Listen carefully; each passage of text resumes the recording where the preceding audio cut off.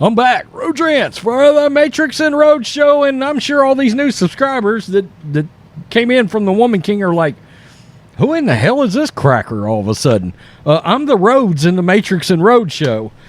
John and I had originally wanted to do a joint video so we could joint videos / live stream to talk about Andor, and the planets didn't align. My damn internet went out right after I got done watching the show the other day and was out during that exact time I had allotted to get on a live stream. And then a lot of things happened and I couldn't get on a live stream. I had to just record as I could throughout the day. So I wanted to talk about Andor, the new Star Wars series, because myself and John have very different opinions. You guys know I used to cover Star Wars. That used to be all I covered over on Rhodes Rants on Star Wars, which is now Black and White Network Politics. So this is the Entertainment Jam, by the way, very quickly. Make sure you subscribe on podcast. Of course, Black and White Network is entertainment, the sports channels, both of them. Actually, all three of them because of Newsbreak and, of course, the Matrixx and Rhodes show. So I wanted to give my take on Andor, okay, because John didn't like it very much. He thought the third episode was better than the first two. He said the first two were boring.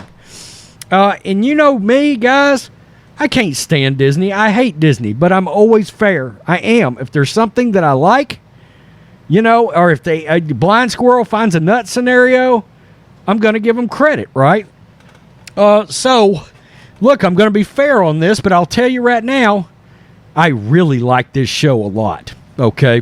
I think, honestly, and it's kind of funny, but two properties, Tony Gilroy, Rogue One, which I think is probably the best movie they've made, right? I think most people can agree, far and away, that's the best thing Disney's done as far as movies go. The Mandalorian, very good. I've still got The Mandalorian ahead of this, but I gotta tell you, so far, I love this show. I do. There it is. There it is. Now, I've got to be honest with you. I'm a Diego Luna guy. I loved him in Narcos Mexico. That show is so damn good. Oddly enough, Pedro Pascal came from Narcos too. So I think Diego's a hell of a good actor. I like the character of Cassian from Rogue One. I wish they would have figured out a way to have had that character have lived. Now, there's some things that I like about Cassian. He's got a little bit of a strange swag to him. He's kind of got that smuggler thing a little bit. My favorite character is Han Solo, and I think there's some things to relate there. Han liked to sneak in and steal and this and that and the other. And Cassian sort of is a spy, right? Now, I think that's what this is, okay? This is Cassian joining the rebellion, getting introduced to the rebellion. We found out. How did we draw that connection? Him as a kid, taken in by this lady because he happened to be in this starship when they showed up to pillage the starship.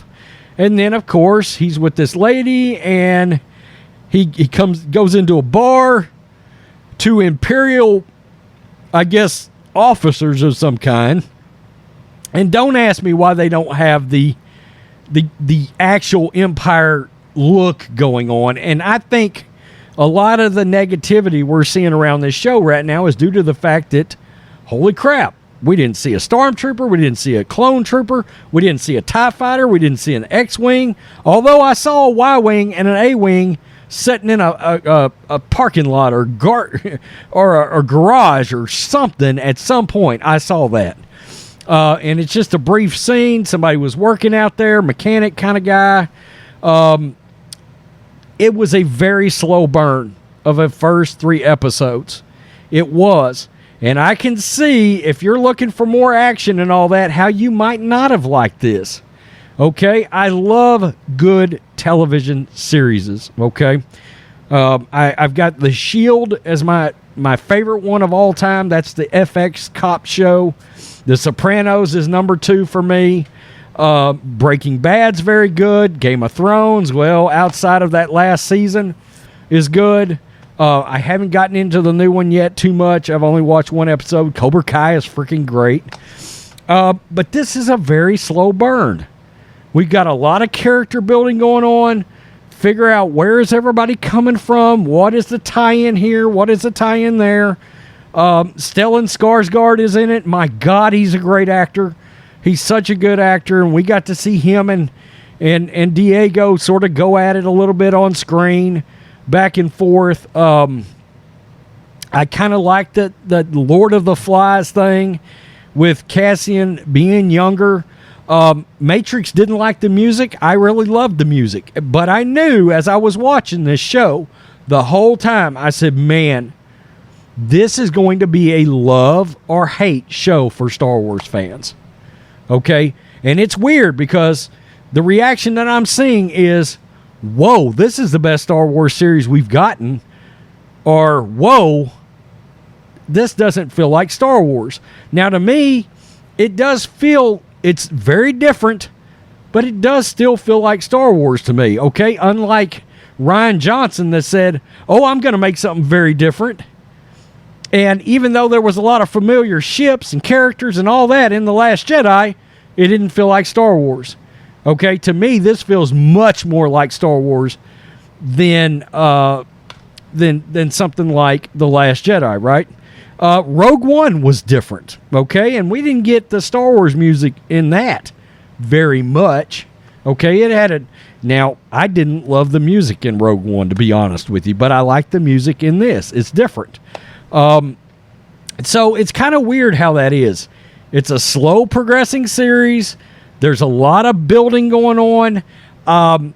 I think that they probably did something for the reviewers that they did not do for the fans. The reviewers got the first 4 episodes, okay? Or at least some of them did. And word has it, the last episode, which most people liked a lot more than the first 2, and then the 4th episode is supposed to be very good too, okay? I think this series is only 12 episodes. I'm not real sure. But this start does feel like a show that's going to be around a while, okay? I mean, it's starting off like it's going to be a show that, you know, if I didn't know better, I would think it was going to be, you know, a 60-episode show the way it started, because there's a lot of slow burn, character building. We're building worlds here on places we haven't necessarily seen before, and I like that. We saw that in Rogue One. I'm surprised. I'm surprised, but not shocked by some of the negative reaction, because you didn't see the familiar ships and the familiar characters and all of that sort of thing. Even the Mandalorian, even though he's a new character, oh my God, he's wearing Mandalorian armor, and so did Boba Fett. So there was an immediate draw there for people, okay? Man, I like this show. I do. It's shocking, but I had told John, and this is chronicled. You can go back on live streams, or you can just ask John, or I'm sure we will do a live stream about this show, probably next week. You can ask John. I said this could be one of the best, if not the best thing that Disney has put out. I don't know where this is going, but I actually feel that way right now. Already for me, this is far superior to Kenobi and the Book of Boba Fett, which is a low bar, but I'm talking it's way above it, okay? Way above it for me.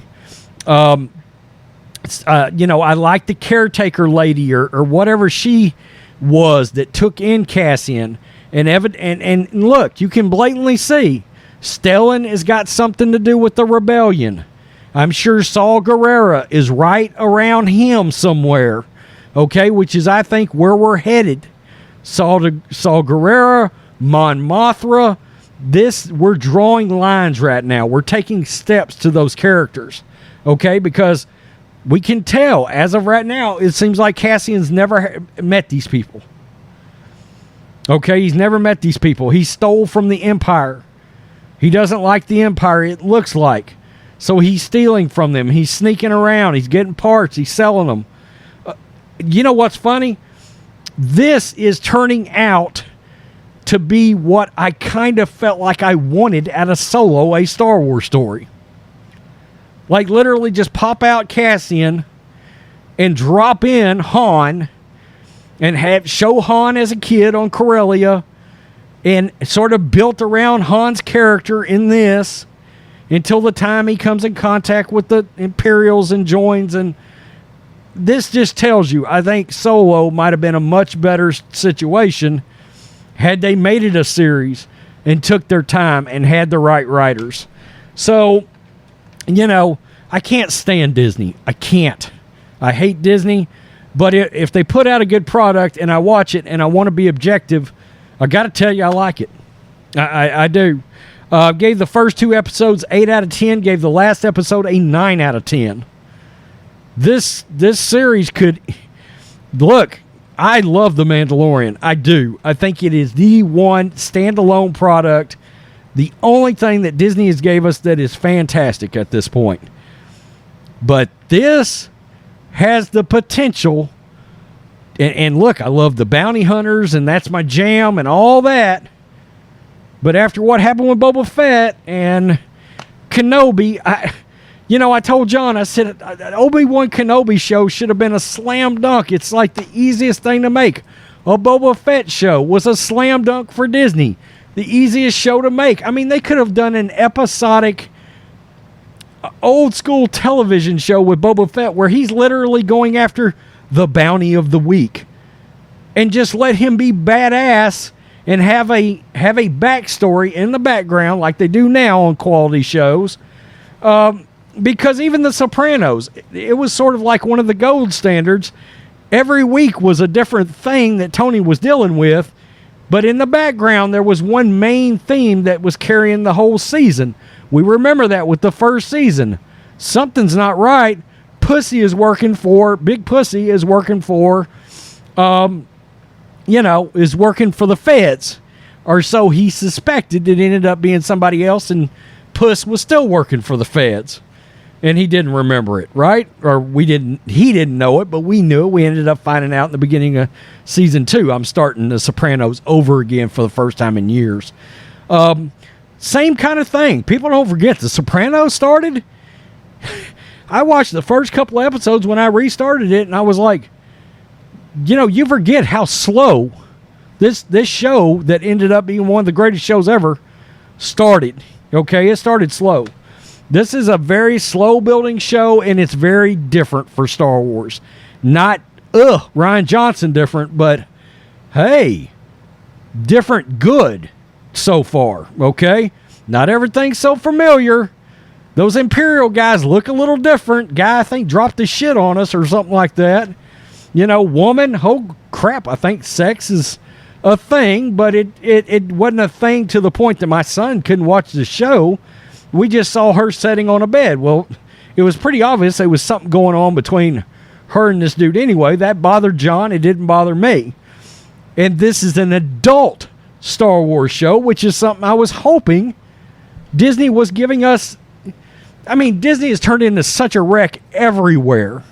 MCU, Star Wars, China, woke ideology, political LGBTQ crap, all of it. That occasionally when they do hit one right, it just shocks you, So that's where I am. I wanted to get on here. I wanted to talk about it. I liked it a lot, a whole lot. God, don't F this up. All right, let's at least get one. Let's get one good show, Disney, out of every 3 years you put out a show. It's crazy that they can get to so much talent and they end up putting shit out like Thor Love and Thunder, which I tried to watch the other day and I made it through the first 30 minutes maybe, and I ended up turning it off and going to sleep. I'm sure I'll finish it, but the one thing I took away was, because I'm a huge Christian Bale fan, massive Christian Bale fan. In fact, he's my second favorite actor next to Harrison Ford. All I kept thinking was, you guys wasted Christian Bale. And even in this, so far, he's the best thing about it. You get the point. Again, make sure you subscribe to the channel. Make sure you subscribe on podcast, all the audio. This is longer. I'm making it longer because podcast loves entertainment stuff. So Google, Apple Podcasts, leave us a review on Apple. And peace. I'm out. Till next time.